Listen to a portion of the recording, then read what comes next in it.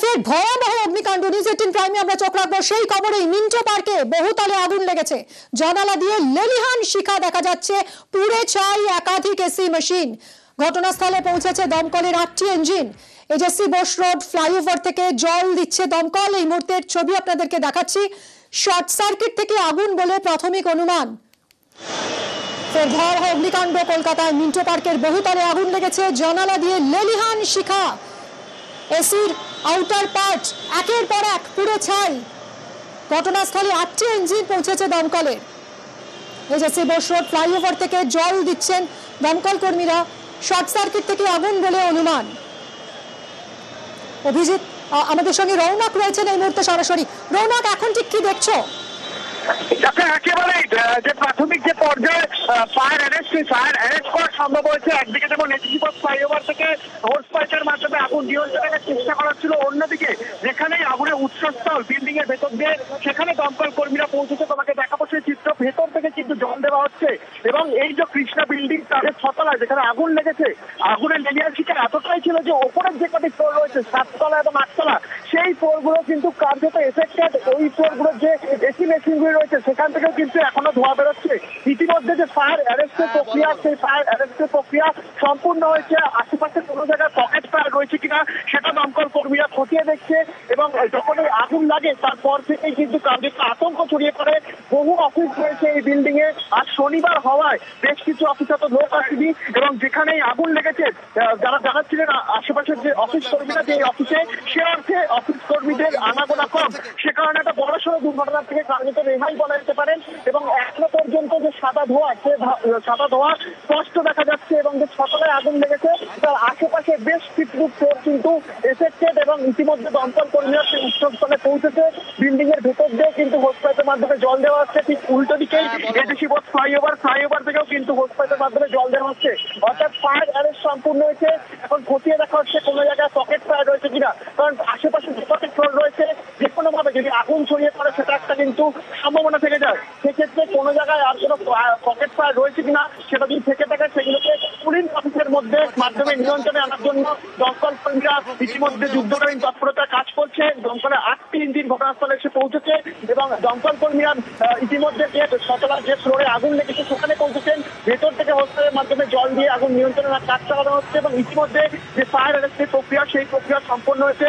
Pocket fire হয়েছে কিনা আশেপাশে বেশ কিছু জায়গা রয়েছে। তোমাকে দেখাবো যে একদমই যেখানে আগুন লেগেছে তার পাশে আরো বেশ কয়েকটি যে এসি মেশিন, সেই এসি মেশিন থেকে কিন্তু ধোঁয়া দেখা যাচ্ছে। অর্থাৎ সেক্ষেত্রে পকেট ফায়ার রয়েছে কিনা, যেহেতু একদম পাশেই প্রত্যেক কটি অফিস এবং প্রত্যেক কটি অফিস থেকে যে এসি আউটডোর মেশিন সেগুলো বাইরেই লাগানো, ছড়িয়ে না পড়ে সেই বিষয় কিন্তু খতিয়ে দেখার জন্য দমকল কর্মীরা যুদ্ধকালীন তৎপরতায় আগুন নিয়ন্ত্রণে আনার কাজ চালাচ্ছে।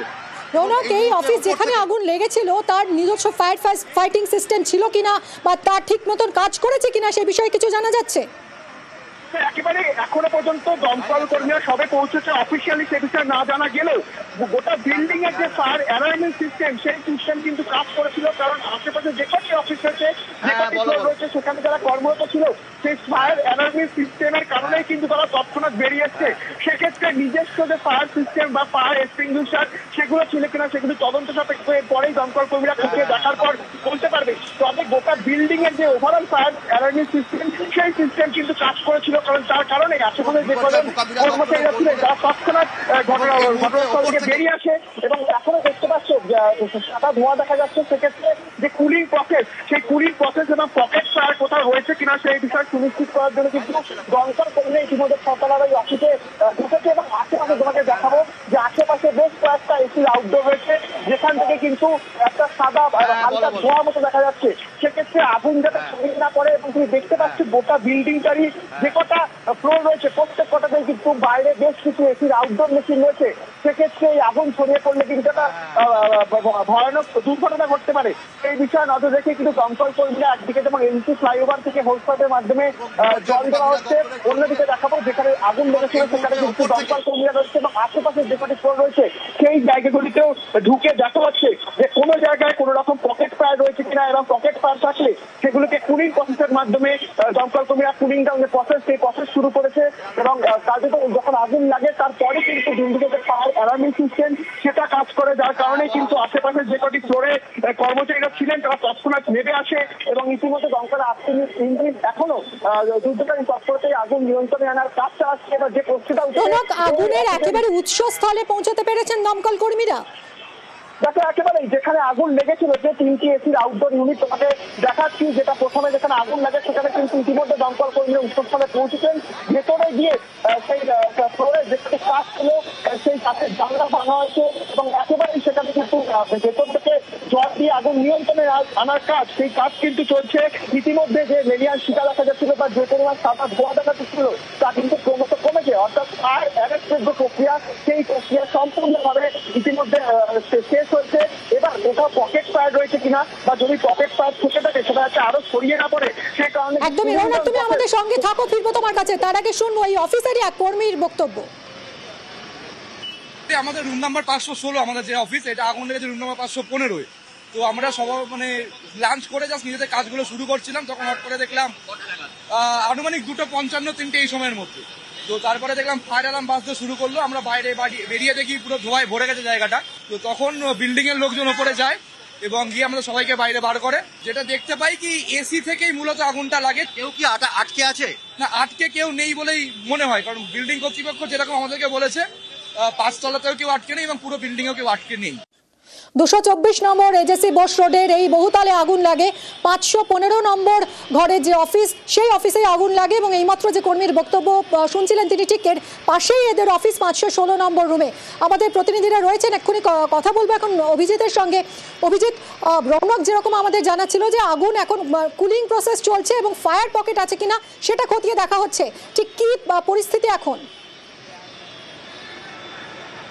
মিমি, এখনো আগুন অনেকটাই নিয়ন্ত্রণে, তবে অন্য যে ফ্লোরগুলোতে, অর্থাৎ যে 6 তলার 515 নম্বর রুমে যেখানে আগুন লেগেছিল তার পাশের যে রুমগুলোতে সেখানেও আগুন ছড়িয়ে পড়ে এবং সেই জায়গাগুলোতে কুলিং প্রসেস চলছে। অন্যদিকে 5 তলা এবং 7 তলা সেখানকারও দুটো রুমে আগুন ছড়িয়ে পড়েছে, সেই জায়গাগুলোতেও কুলিং প্রসেস করা হচ্ছে। তবে দমকল কর্মীরা, ডিজাস্টার ম্যানেজমেন্ট, কলকাতা পুলিশের পক্ষ থেকে সমস্ত রকম ব্যবস্থা রাখা হচ্ছে।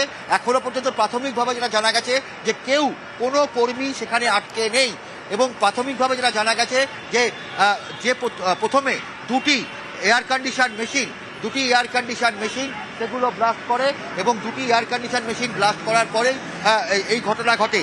বিভিন্ন অফিসের কর্মীরা তারা আতঙ্কিত হয়ে বেরিয়ে পড়েন। আপনার নাম? আমার নাম সৃজিতা দাস। আপনার কোন ফ্লোরে অফিস? আমাদের একদম গ্রাউন্ড ফ্লোরে। কি ঘটনা যখন হয় তারপরে কি হয়? দেখুন, একদমই কিছু জানি না, আমরা উপরে কাজ করছিলাম, মেনলি আমরা কাজ করছি কনফারেন্স রুমে, হঠাৎ করে শুনলাম ফায়ার, সবাই বেরিয়ে আসলো, আমরাও বেরিয়ে এসেছি। ব্যাস, দ্যাটস অল। হয়তো হয়েছিল প্রচন্ড ভয় পেয়ে গেছিলাম, ভাবলাম যে কি হলো হঠাৎ করে, এরকম তো হওয়ার কথা না, মানে সবকিছুই তো ঠিকঠাক চলছিল। মানে আগে থেকেও মানে আমরা বুঝতে পারিনি যে আগে থেকে কোনো রকম আভাস যে হাওয়া বা মানে কোনো রকম ফায়ারের কোনো কিছু বুঝতেই পারিনি। সাডেনলি হঠাৎ করে সবাই বলছে ফায়ার, ওপর থেকে নেমে এসেছি, বাস। আপনার নাম? পম্পা ঘোষ। এই মুহূর্তে কি অবস্থা? এখন কিন্তু ভয় কেটেছে? নিশ্চয়ই, এখন অনেকক্ষণ ধরে এই ভয়টা কাটানোর জন্য আমরা বাইরে এসে দাঁড়িয়ে আছি, কারণ যা অবস্থা দেখেছি এটা ভীষণই ভয়াবহ একটা দৃশ্য। এবং প্রত্যেকেরই ভেতরে ঘুরে বেড়াচ্ছিল যে কোনোভাবে কি স্টিফেন কোর্টের স্মৃতি ফিরে আসবে না, সেই ভয় অনেকেই পাচ্ছিলেন। তবে এখন অনেকটা নিশ্চিন্ত প্রত্যেকেই, যেভাবে দমকল কর্মীরা, কলকাতা পুলিশ এবং ডিজাস্টার ম্যানেজমেন্ট তারা একসঙ্গে যেভাবে খুব দ্রুত গতিতে প্রত্যেকে কাজ করেছেন এবং যেভাবে এজেসি বোস রোড ফ্লাইওভার ব্যবহার করা হয়েছে, এজেসি বোস রোড ফ্লাইওভার থেকে যখনই দমকলের ইঞ্জিন জল দেওয়া শুরু করে তারপরেই দ্রুত গতিতে আগুন নিয়ন্ত্রণে আসে। একদমই দুপুর 3টে নাগাদে আগুন লেগেছিল, ভয়াবহ আগুন লেগেছিল। ঠিক 1 ঘন্টার মধ্যেই কিন্তু এই আগুন নিয়ন্ত্রণে নিয়ে আসলেন দমকল কর্মীরা। অভিজিৎ, তোমার থেকে আরো আপডেট নিতে থাকবো, সঙ্গে থাকো।